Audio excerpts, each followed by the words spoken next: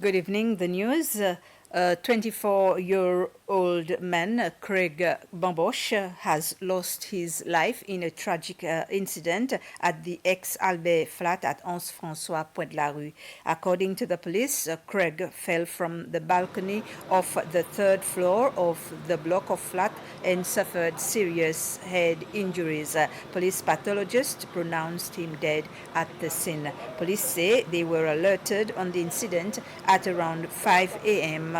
Today. An investigation has started into the incident.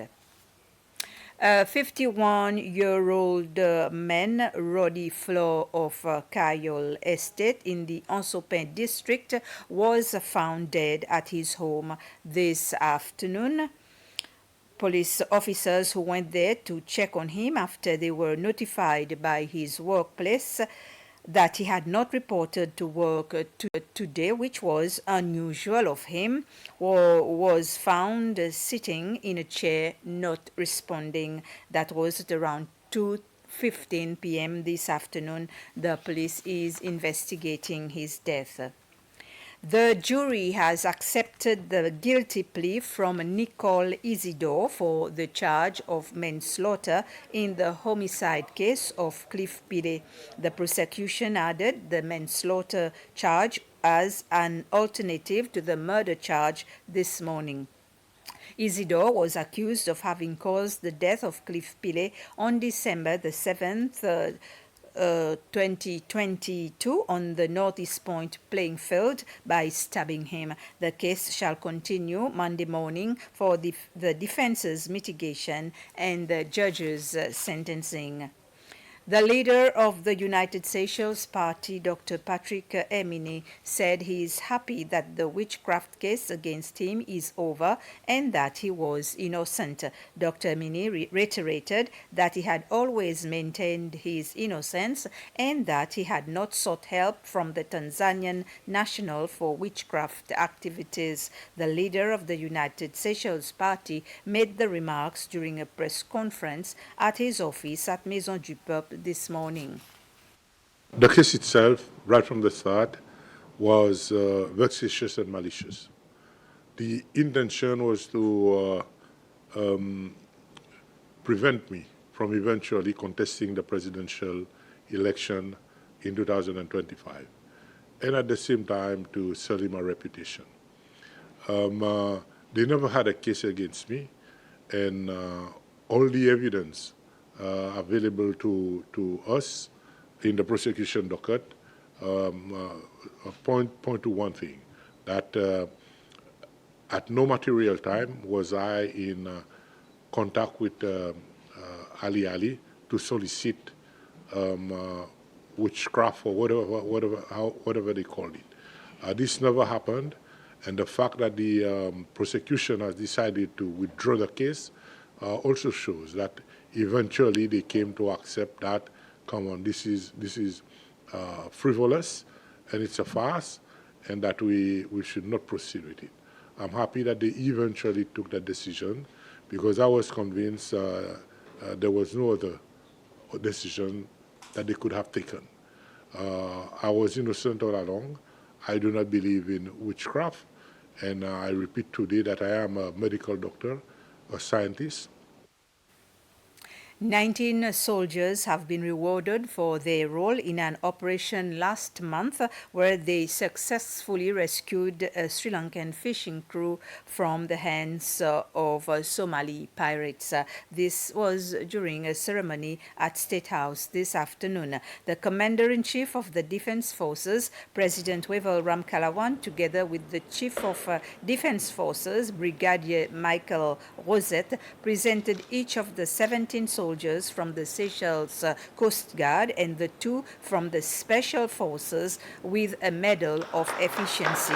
During the same ceremony, the senior commander of the French Armed Forces of the Southern Indian Ocean, Brigadier General Jean-Marc Giraud, who is on a visit in Seychelles, presented Brigadier Rosette with an honorary medal.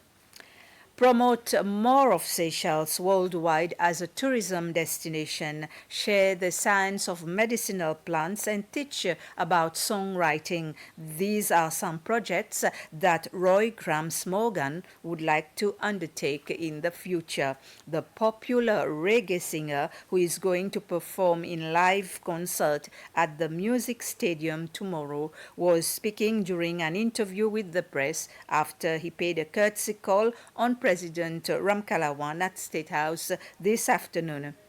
Grams Morgan, who is a member of the musical group Morgan Heritage, was accompanied by two of his sons and his promoters. During the meeting with the president, he also briefed him about the live concert. I want to remind the people of Seychelles that you are living in paradise. And I know you know this, but now we would like to invite the world, and I would like to amplify what is going on here in Seychelles through tourism. So I think there's a lot of things that we can do with tourism together. With my family, I think there's a lot of things we can do with science, education, and building the youth of tomorrow to keep them focused, because there's a lot of distractions that are facing our children today. It's not easy on them. I sit on the Grammy board in Nashville. I'm a board member in Nashville, Tennessee, at the Nashville chapter, and would like to help to show the music industry in Seychelles what songwriting, the power of songwriting has done for me as an artist, that I've been there and done so much, but learning to write songs in a different manner. I would love to come here for 30 days and do a songwriting camp and show the art of songwriting, because many artists can just sing a song, but to make them understand the power of songwriting and writing songs. So can you imagine being here, listening to those birds for 3 weeks, 2 weeks, and writing? You hear that? This is inspiration. This is God. You hear that? So a lot of times you can be in a certain situation and environment and take it for granted. I don't take that for granted. These were the first musicians, right? So I would love to make the people understand even more and really amplify what songwriting can really be. Regarding your concert, everything is on track? I have my whole team from Jamaica here, and the promoters have flown in some specialists because we prepared something really nice for you guys that never has been done before on my part. It's been done everywhere and in many other genres, but in reggae, you don't see a lot of great production when it comes to live concerts. So it's something that we want to normalize people seeing that. So I'm really excited for tomorrow night. My sons are here, the band is here, my engineer is here, my lighting director is here. So we're excited to perform. Vice President Ahmed Afif will be representing President Ramkalawan at the 37th ordinary session of the Assembly of the African Union, to be held from the 17th to the 18th of February at the African Union headquarters in Addis Ababa, Ethiopia. The upcoming African Union statutory meeting is to be held under the AU's 2024 theme, Educate an African Fit for the 21st Century. Building resilient education systems for increased access to inclusive, lifelong, quality, and relevant learning in Africa.